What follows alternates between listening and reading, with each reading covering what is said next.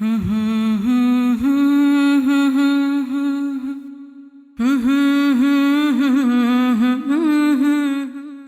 علیکم ورحمۃ اللہ وبرکاتہ، نحمده ونصلی علی رسولہ الکریم، اما بعد فاعوذ باللہ من الشیطان الرجیم، بسم اللہ الرحمن الرحیم، رب اشرح لی صدری ویسر لی امری واحلل عقدۃ من لسانی یفقہوا قولی۔ سیدہ قتیلہ بنت نضر رضی اللہ عنہا، خاندانی پس منظر، نام قتیلہ، والد کا نام نضر بن حارث ہے۔ یہ سرزمین عرب کی ایک عمدہ اور نامور شاعرہ تھیں۔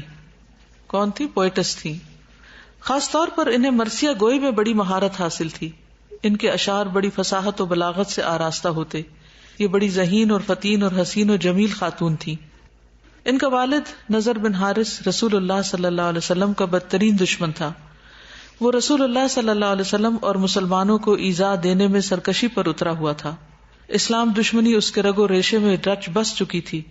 وہ ہر وقت اسلام کے خلاف برسر پیکار رہتا۔ جنگ بدر کے دن نضر بن حارث قریش کے ساتھ مسلمانوں سے لڑنے کے لیے روانہ ہوا۔ وہ اپنے کفر پر ڈٹا ہوا تھا اور اس کے دل میں اسلام کے خلاف حسد، بغض اور کینہ چھپا ہوا تھا۔ میدان بدر میں مسلمانوں کا چھوٹا سا لشکر قریش کے بڑے لشکر کے ساتھ نبرد آزما ہوا۔ مارکے کی ابتدا مبارزت کی بنیاد پر ایک کے مقابلے میں ایک سے ہوئی۔ قریش کے 3 شہسوار عتبہ بن ربیعہ، اس کا بھائی شیبہ بن ربیعہ اور اس کا بیٹا ولید بن عتبہ پہلے خم ٹھونک کر میدان میں نکلے۔ ان کا مقابلہ کرنے کے لیے حمزہ بن عبد المطلب، علی بن ابی طالب اور عبیدہ بن حارث میدان میں نکلے۔ حضرت حمزہ نے شیبہ کو قتل کر دیا۔ علی بن ابی طالب نے رضی اللہ عنہ نے ولید بن عتبہ کو موت کے گھاٹ اتار دیا۔ عبیدہ اور عتبہ نے ایک دوسرے پر وار کیے اور دونوں زخمی ہو کر زمین پر گر گئے۔ حضرت حمزہ اور حضرت علی رضی اللہ تعالیٰ عنہ کی جب نگاہ پڑی تو دونوں عتبہ پر ٹوٹ پڑے اور اسے چشم زدن میں جہنم واصل کر دیا، اور اپنے ساتھی عبیدہ بن حارث کو اٹھا کر لشکر اسلام کی طرف لے گئے۔ ان کی ایک ٹانگ کٹ چکی تھی۔ اللہ سبحانہ وتعالیٰ نے حسب وعدہ اپنے رسول مقبول صلی اللہ علیہ وسلم کو میدان جنگ میں فتح عطا کی اور کافروں کو ذلت آمیز شکست سے دوچار کیا۔ جنگ بدر میں قریش کے 70 سرکردہ افراد موت کے گھاٹ اتار دیے گئے اور 70 افراد گرفتار ہوئے۔ قیدیوں میں اللہ کا دشمن عقبہ بن ابی معیط اور نضر بن حارث بھی تھا۔ رسول اللہ صلی اللہ علیہ وسلم نے عاصم بن ثابت کو حکم دیا کہ وہ عقبہ بن ابی معیط کی گردن اڑا دے، تو اس نے حکم کی تعمیل کرتے ہوئے اس کی گردن اڑا دی۔ جب لشکر اسلام بدر کے قریب صفرا مقام پر پہنچا تو رسول اللہ صلی اللہ علیہ وسلم نے علی بن ابی طالب رضی اللہ عنہ کو حکم دیا کہ نضر بن حارث کو اس وقت قتل کر دیا جائے، کیونکہ یہ دونوں اسلام کے بہت بڑے دشمن تھے، انہوں نے مسلمانوں کو بہت ستایا تھا۔ جب لشکر اسلام مدینہ منورہ کے قریب اصیل کے مقام پر پہنچ جائے تو یعنی اس وقت سیدنا علی بن ابی طالب نے رسول اللہ صلی اللہ علیہ وسلم کی حکم کی تعمیل کرتے ہوئے اصیل مقام پر اس کی گردن اڑا دی۔ جب اس کی بیٹی قتیلہ کو اپنے باپ کے قتل ہونے کا پتہ چلا تو اس نے غمزدہ ہو کر نہایت رقت انگیز انداز میں رسول اللہ صلی اللہ علیہ وسلم کا دامن پکڑ کر اشعار کہے۔ آپ بھی وہ اشعار سن کر آپ دیدہ ہو گئے اور فرمایا، اگر میں نے یہ اشعار اس کے قتل سے پہلے سن لیے ہوتے تو اسے قتل کرنے کا حکم نہ دیتا۔ تھوڑا ہی عرصہ گزرا کہ قتیلہ نے اسلام قبول کر لیا اور پھر اللہ اور اس کے رسول کی محبت سے سرشار ہو کر ان کی تعریف میں اشعار کہنے لگی۔ اسلام قبول کرنے کے بعد وہ اللہ تعالیٰ کی عبادت میں زیادہ مصروف رہنے لگی۔ انہیں احادیث نبویہ کو روایت کرنے کا شرف بھی حاصل ہوا۔ 20 ہجری کو انہوں نے وفات پائی۔ اللہ ان پر اپنی رحمت کا سایہ دراز کرے، آمین یا رب العالمین۔ یہاں پر اب آپ ایک دوسری مثال دیکھ رہے ہیں، اور وہ یہ ہے کہ خاتون مسلمان نہیں، باپ بھی مسلمان نہیں، باپ اسلام کا دشمن ہے۔ یہ وہ شخص نضر بن حارث جس نے مسلمانوں کے اندر ہر طرح کا شر پھیلانے کی کوشش کی تھی۔ اس نے جا کر ایران سے اور عرب و عجم سے کچھ قصے اور ایسی چیزیں لے کر آیا تھا کہ جنہیں مسلمانوں کے اندر عام کرنے کی اس نے کوشش کی تھی تاکہ لوگوں کی توجہ قرآن سے ہٹ جائے، جس کا ذکر سورۃ لقمان میں بھی آتا ہے۔ اور پھر جس کے بارے میں پتہ چلتا کہ وہ مسلمان ہو گیا، اس پر وہ اپنے ایک بہترین گانا گانے والی لونڈی کو مسلط کر دیتا تاکہ وہ اس کے گانے سن سن کر غافل ہو جائے اور قرآن پڑھنا سننا چھوڑ دے۔ تو اس کی چالیں جو تھی وہ بہت ہی نقصان دہ تھی مسلمانوں کے لیے۔ اس کو قتل کرنے کا جب حکم دیا گیا تو نبی صلی اللہ علیہ وسلم کے پاس ان کی بیٹی آئی، اور ظاہر ہے کہ باپ کیسا بھی ہو، اچھا ہو یا برا ہو، اس کی موت تکلیف دہ ہوتی ہے. لیکن آپ صلی اللہ علیہ وسلم کتنے رحم دل تھے, کتنے نرم دل تھے کہ آپ نے فرمایا اگر یہ اس سے پہلے مجھ سے درخواست کرتی تو میں اس کے باپ کو چھوڑ دیتا, یعنی باوجود اتنی دشمنی کے. تو وہ دراصل آپ صلی اللہ علیہ وسلم کے ہی اخلاق سے متاثر ہوئی تھی اور اس کے بعد اسلام قبول کر لیا. اسلام قبول کرنے کے بعد اپنی صلاحیتیں جو ہیں وہ اسلام کے حق میں استعمال کرنے لگی. یعنی ایک شاعرہ ہے اور پہلے وہ اسلام کے خلاف لکھتی ہیں, اب وہ اسلام کے حق میں لکھتی ہیں. اس واقعے میں ایک بہت بڑا سبق یہ بھی ہے کہ انسان جب سچے دل سے اسلام لے آتا ہے, ایمان اس کے دل میں داخل ہو جاتا ہے, تو پھر اس کو اللہ اور اس کا رسول جو ہے وہ اپنے والدین اور اپنی ساری پیاری چیزوں سے زیادہ پیارے ہو جاتے ہیں. حدیث میں آتا ہے نا کہ کوئی شخص اس وقت تک مسلمان نہیں ہو سکتا جب تک کہ میں اس کو, یعنی محمد صلی اللہ علیہ وسلم اس کو اس کے والدین, اس کے اولاد اور سب انسانوں سے زیادہ عزیز نہ ہو جائے. ہے نا ایسی بات, یعنی سب سے زیادہ وہ عزیز ہوں. اس کی عملی مثال ہے حضرت قتیلہ کہ پھر ان کو اللہ اور اس کے رسول کی محبت ہر چیز سے زیادہ ہو گئی, باوجود اس کے کہ ان کا باپ قتل کیا جا چکا تھا, لیکن یہ پھر بھی اسلام کے لیے مخلص تھی. سیدہ فاطمہ بنت علقمہ, اسلام اور ہجرت حبشہ. نام فاطمہ, والد کا نام علقمہ تھا, علقمہ بن عبداللہ عامری. انہوں نے مکہ میں اسلام قبول کر لیا. یہ اسلام قبول کرنے کے حوالے سے سبقت لے جانے والوں میں شامل تھی. ان کے حالات اگرچہ بہت زیادہ نہیں ملتے, لیکن ان کی سب سے بڑی خصوصیت یہی تھی کہ انہوں نے اسلام قبول کرنے میں سبقت کی. سبقت کرنے والے, آگے جانے والے, فالسابقون السابقون اور بعد میں آنے والوں میں بہت بڑا فرق ہوتا ہے. کسی بھی نیکی میں آگے بڑھ جانا, چاہے وہ چھوٹی سی نیکی ہی کیوں نہ ہو, تو انسان کو زندگی میں بہت سی اپرچونٹیز ملتی ہیں. دن رات نیکیاں کرنے کے بہت سے مواقع ہمارے سامنے آتے ہیں. موقع سامنے آتے ہی اسے گریب کرنا چاہیے, اس میں سستی نہیں کرنی چاہیے, دیر نہیں کرنی چاہیے, تاخیر نہیں کرنی چاہیے. ہو سکتا ہے کہ وہ موقع دوبارہ نہ آئے, اور ہو سکتا ہے دوبارہ آئے تو اس وقت اس کو اویل کرنے میں وہ اجر و ثواب نہ ہو جو پہلی دفعہ اس کے کر لینے میں تھا. نیکی خواہ چھوٹی ہو یا بڑی ہو, اس کو حقیر نہ سمجھا جائے. تو ان لوگوں کے لیے ان کی سب سے بڑی کوالٹی کیا تھی, اور ان خواتین کے نام یہ مسلسل جو صحابیات آ رہی ہیں ان کی ایک ہی کامن کوالٹی ہے, اور وہ یہ کہ وہ اسلام میں سبقت, کہ فوری طور پر لبیک کہا, اور یہ نہیں دیکھا کہ مخالفت کیسی ہے, ہمارا فیوچر کیا ہوگا, ہمارا بنے گا کیا, ہمارے گھروں کا کیا ہوگا, ہماری دنیا کا کیا ہوگا. انہوں نے ایک ہی چیز میں نجات دیکھی کہ ایک سچا شخص یعنی محمد رسول اللہ صلی اللہ علیہ وسلم ان کو ایک حق بات کی طرف پکار رہے ہیں. انہوں نے اس سچائی کو محسوس کیا اور فوراً لبیک کہہ دی. اور اس کے بعد پھر طرح طرح کی اذیتیں بھی سہی, لیکن ان کی استقامت میں کمی نہیں آئی. اسی طرح ان کے خاوند سلیت بن عمرو, کیا نام ہے ان کا, سلیت بن عمرو, انہوں نے بھی اسلام قبول کرنے کے حوالے سے سبقت لے جانے والوں میں شمولیت اختیار کی. یعنی ہسبینڈ وائف دونوں ہی مسلمان ہوئے. بہت گھرانوں میں تو ایسا بھی تھا کہ اگر ہسبینڈ مسلمان ہے تو بیوی نہیں ہے, بیوی ہے تو ہسبینڈ نہیں ہے, لیکن یہ اللہ کے فضل سے دونوں ہی اس راستے میں ایک دوسرے کے ساتھ ہی تھے. جب قریش رسول اللہ صلی اللہ علیہ وسلم کے صحابہ کو اذیت دینے میں بہت زیادہ بڑھ گئے اور ایذا دینے کے لیے نت نئے طریقے اپناتے, تو رسول اللہ صلی اللہ علیہ وسلم نے صحابہ کرام کو حبشہ کی طرف ہجرت کرنے کی اجازت دے دی, تاکہ حبشہ کے عادل حکمران کے پاس رہتے ہوئے اللہ تعالیٰ کی عبادت کر سکیں, کیونکہ اس حکمران کے ملک میں کسی پر ظلم روا نہیں رکھا جاتا تھا. سیدہ فاطمہ رضی اللہ تعالیٰ عنہا اور ان کے خاوند سلیت مہاجرین کے قافلے میں روانہ ہو گئے. قریش کو ان اہل ایمان کا ان کی سلطنت سے نکل جانا پسند نہ تھا, کیونکہ وہ انہیں طرح طرح کی سزائیں دے کر رسول اللہ صلی اللہ علیہ وسلم کو تکلیف پہنچانا چاہتے تھے. قریش نے قیمتی تحائف دے کر ایک وفد حبشہ کے حکمران نجاشی کی طرف بھیجا تاکہ مہاجرین کو اس وفد کے حوالے کر دے, اور جب وہ واپس آ جائیں تو انہیں دردناک سزاؤں سے دوچار کیا جائے. جو نجاشی کو خطیب المہاجرین سیدنا جعفر بن ابی طالب کے ذریعے معلوم ہوا کہ یہ مہاجرین اپنی قوم کی ایذا رسانی سے تنگ آ کر اپنا وطن چھوڑ کر بھاگے ہیں, تو اس پر پھر اس نے کیا کیا, نجاشی نے تحائف واپس کر دیے اور ان کو پناہ دی, اور اس طرح مسلمان وہاں امن کے ساتھ رہنے لگے. اس پرامن ماحول میں سیدہ فاطمہ رضی اللہ عنہا نے ایک بچے کو جنم دیا جس کا نام سلیت بن سلیت تھا. سلیت ان کے ہسبینڈ کا نام ہے، تو ان کے بیٹے کا نام پھر کیا ہوگا؟ سلیت بن عمر جو ہے نا، یہ شوہر ہے، تو پھر سلیت کے بیٹے کیا ہوئے؟ سلیت بن سلیت ہی ہوئے.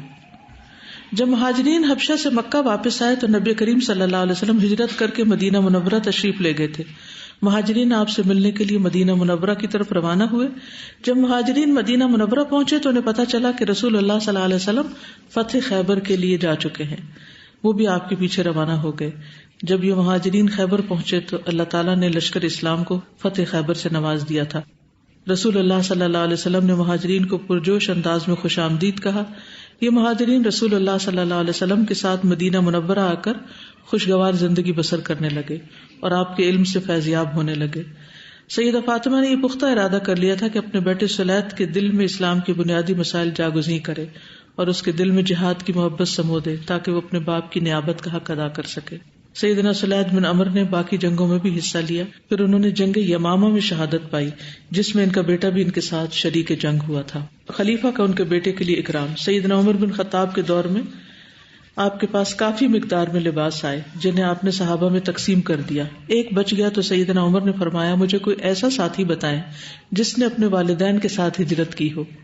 آپ کو بتایا گیا کہ عبداللہ بن عمر اس معیار پر پورے اترتے ہیں جو کہ ان کے اپنے بیٹے تھے. سیدنا عمر نے فرمایا وہ بھی ٹھیک ہے لیکن سلیت بن عمر اس سے زیادہ مناسب ہے، اور وہ لباس اس کو دے دیا. اللہ تعالیٰ سیدنا عمر بن خطاب، سیدنا سلیت، ان کی والدہ سیدہ فاطمہ اور ان کے والد سیدنا سلیت بن عمر پر اپنی رحمت کا سایہ دراز کرے اور انہیں وافر مقدار میں اجر و ثواب سے نوازے. سیدہ لبابہ صغرا رضی اللہ عنہا، ان کا نام لبابہ صغرا ہے. ان کی بڑی بہن کا نام لبابہ کبرا تھا، ٹھیک ہے، جس کی کنیت ام فضل تھی. ام فضل جو تھی وہ حضرت عباس کی اہلیہ تھی. وہ سیدنا عباس بن عبد المطلب کی بیوی تھی. لبابہ صغرا کا خاوند ولید بن مغیرہ تھا. کون تھا؟ ولید بن مغیرہ. ولید بن مغیرہ کے بارے میں آپ جانتے ہیں جو آیات بھی اتری تھی.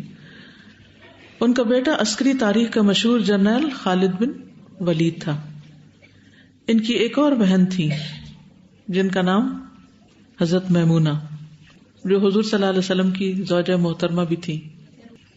ایک اور بہن بھی تھی اسما، ایک اور بھی تھی سلمہ. نبی صلی اللہ علیہ وسلم نے فرمایا کہ یہ 4 بہنیں مومنہ ہیں.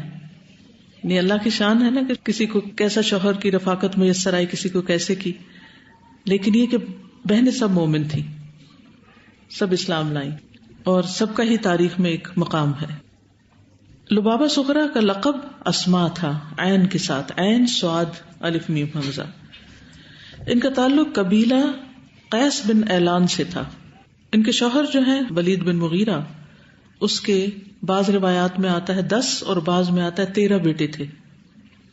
13 بیٹے تھے جن میں سے 3 بیٹے مسلمان ہوئے تھے، خالد بن ولید، ولید بن ولید اور ہشام بن ولید. یہ 3 بیٹے مسلمان ہوئے تھے. ان کی 2 بیٹیاں بھی مسلمان ہوئی تھی جن کا نام فاطمہ اور فاختہ تھا. پرندے کا نام ہے نا فاختہ، لیکن عربی نام ہے یہ بھی. تو یہ مسلمان ہوئی. ولید بن ولید جو تھے ان کی وفات ہوئی تھی عمرۃ القضاء کے بعد، جس کا ان کی والدہ کو بہت شدید صدمہ پہنچا تھا، اور شاعرہ بھی تھی تو ان کے حق میں مرثیے کہے اور بہت دلدوز مرثیے ہیں. نبی صلی اللہ علیہ وسلم نے ان کی پوئٹری سنی اور اس کے بعد ان کو سجیسٹ کیا کہ اس کو پڑھنے کی بجائے قرآن کی یہ آیت پڑھو، وجاءت سکرۃ الموت بالحق ذلک ما کنت منہ تحید، کہ موت کی بے ہوشی حق لے کر پہنچے. یعنی ہر ایک کے پاس اس موت نے آنا ہے، تو وہ ایک حق ہے، حقیقت ہے، اور تمہارے بیٹے پر موت آ گئی. یہی چیز ہے جس سے انسان بھاگتا ہے. صرف وہ نہیں بلکہ ہم میں سے ہر شخص موت سے فرار چاہتا ہے، لیکن موت کا تو ایک وقت مقرر ہے. تو بہرحال پھر اس کے بعد ان کو کچھ صبر آ گیا. ان کی والدہ کا نام ہند بنت عوف الحمیریہ تھا. ہند تھا والدہ کا نام، ٹھیک. خالد بن ولید زمانے جاہلیت میں قریش کے سرداروں میں سے ایک سردار تھا. اس نے جنگ احد میں قریش کو برتری دلائی تھی، کیونکہ خالد بن ولید نے اپنی عقابی نگاہوں سے بھانپ لیا تھا کہ مسلمان تیر اندازوں نے پہاڑی درہ چھوڑ دیا ہے، جس پر جمع رہنے کا حکم انہیں رسول اللہ صلی اللہ علیہ وسلم نے دیا تھا. خالد بن ولید نے موقع پا کر پیچھے سے اچانک حملہ کر دیا اور مسلمانوں کا قتل عام کیا، جس سے مسلمانوں کو بہت سخت نقصان اٹھانا پڑا.